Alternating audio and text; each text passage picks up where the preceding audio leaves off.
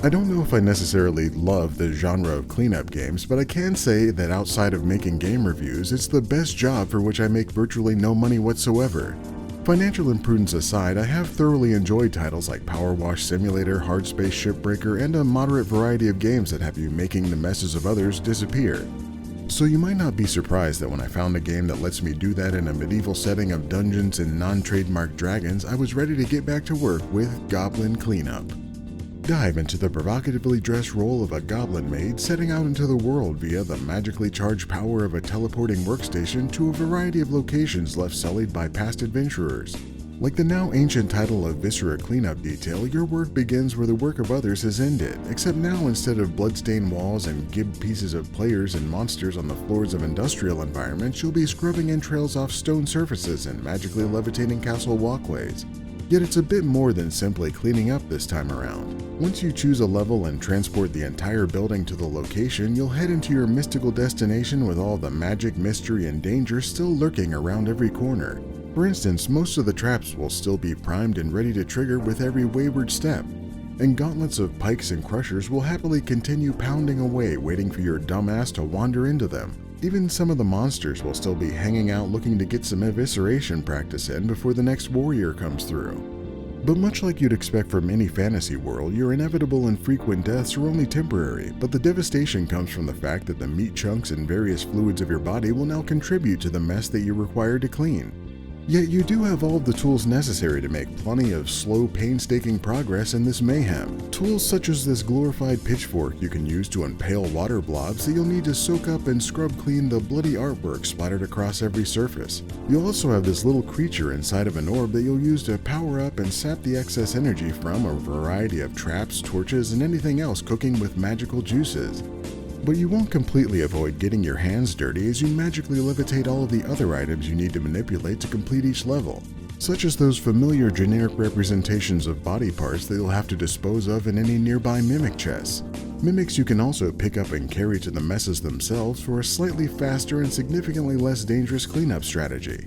You also need to use those sanitizing fingers to pick up all the furniture, weapons, treasure chests, skeleton bones, and trap pieces randomly launched across the level to reassemble and restore them to where they need to be to best represent the proper fantasy setting. And you'll even be able to ping for hidden splatter, meat chunks, and improperly charged items from nearly several feet away, making it easy to spend the better part of an hour trying to tidy up by yourself. But you don't have to take on this sanitation sortie solo. You can join up to 3 other people and attempt this chaotic castle cleaning more quickly or significantly slower if your friends can't stop killing one another in these enchanted halls of violence. Goblin Cleanup, where mopping up your own corpse is only a minor inconvenience. Despite being an early access endeavor, Goblin Cleanup's release is a pretty solid foundation and a game with a lot of potential. The concept is already great and the levels that exist provide a decent variety of interesting scenarios for you to engage and overcome. The standard dungeon cleanups are cool, but with different types of monsters and creatures, some unique traps, and even a handful of secrets to discover, these distinct environments are one of the best parts of the game. On top of that, the core mechanics get pretty close to that Zen-like magic of Power Wash Simulator.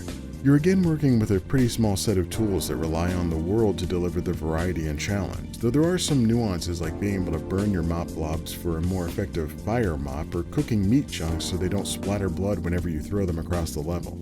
Yet there are quite a few issues with this early version that make it much less fun than it should be.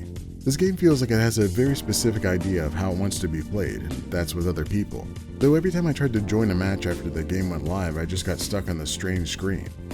However, playing solo, a level might take an hour or more to complete in its entirety, and there isn't even any way to save your progress. So if you need to quit, you'll have to start that level from the beginning. Part of the reason it takes so long to complete these levels is that the progress feature necessary to unlock each additional tier of levels requires challenges to be achieved, and one challenge for every level is 100% cleaning. Getting 100% at times felt borderline impossible. It means cleaning every drop of blood, chunk of meat, and perfectly charging every item.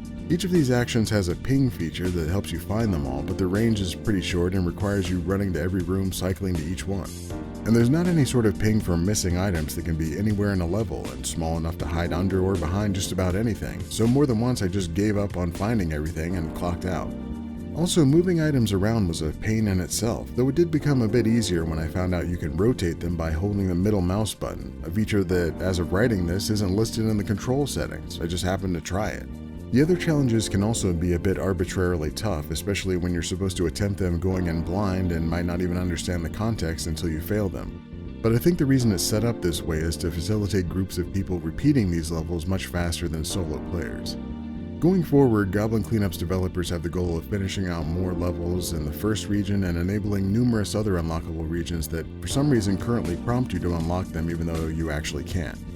It definitely has the potential to become one of those classic cleanup games, even if it's apparently not geared towards solo play, but this early access version isn't there yet, which is why it's getting the abbreviated score of OK.